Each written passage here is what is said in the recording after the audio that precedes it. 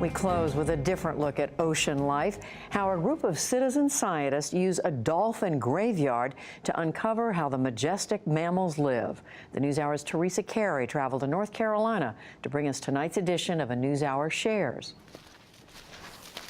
Keith Rittmaster, curator at the North Carolina Maritime Museum, leads 14 volunteers into the woods to a place he calls the Dolphin Graveyard. Shovelers. They plan to dig up the remains of a bottlenose dolphin named Mo.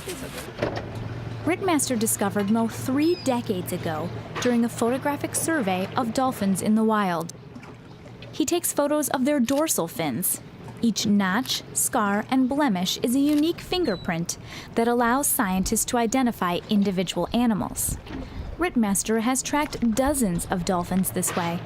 He spent years following Mo across his 100-mile habitat from Nag's Head to Cape Lookout.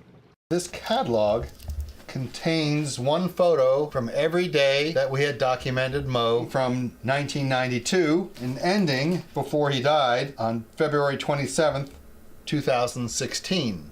The North Carolina Marine Mammal Stranding Network's Vicki Thayer was among the first on the scene the day Mo passed away. So we arrived and examined the animal for a necropsy. This necropsy, an animal autopsy, gives insight into how Mo died. Mo had been entangled in some kind of fishing monofilament line, and so that was likely the cause of death. Over 300,000 whales and dolphins die globally from entanglements each year.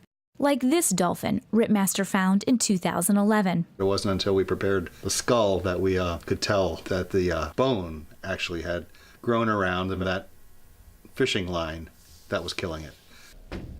Rittmaster's collection is one of the most thorough in the state. He has whale teeth, an ear bone from a baby dolphin, and even ribs from a humpback whale.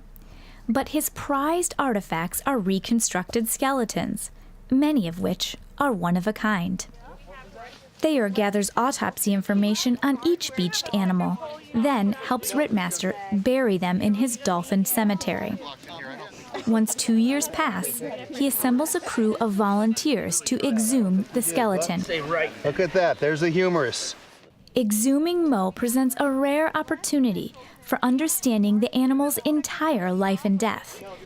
Scientists can use the teeth to determine age, and the bones to understand some diseases.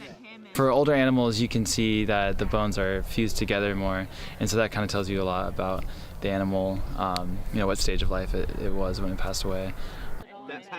It takes 4 hours to exhume, catalog, and clean Mo's entire skeleton. My hope is that what we're learning today can build and help animals in the future.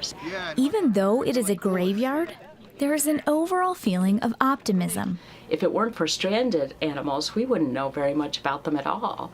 Mo's completed skeleton will take 2 years to assemble. It'll be on display at the North Carolina Aquarium Jeanette's Pier in Nag's Head in 2019.